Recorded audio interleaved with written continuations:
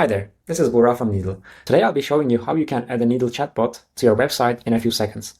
Here I have my local development setup, and I've added a button Ask Needle on the top bar, and here is the React component. Now I go to Needle. I've already set up my collection with the website connectors. Here is the docs.needleai.com. I click on widget, and you'll get to this website. I'll copy the code to my cursor. I'll add a script, and I'll copy the open modal snippet, save it. I go back to Chrome, and when I click on Ask Needle, it'll pop up the modal.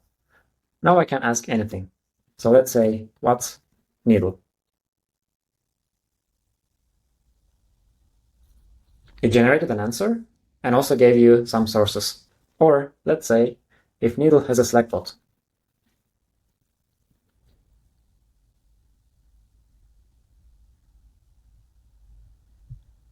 Indeed, Needle has a Slack bot. You can check the answer, and it also provided a documentation link. That's about it. We've added a chatbot and already started using it in a few seconds. Thank you for watching. See you in the next video.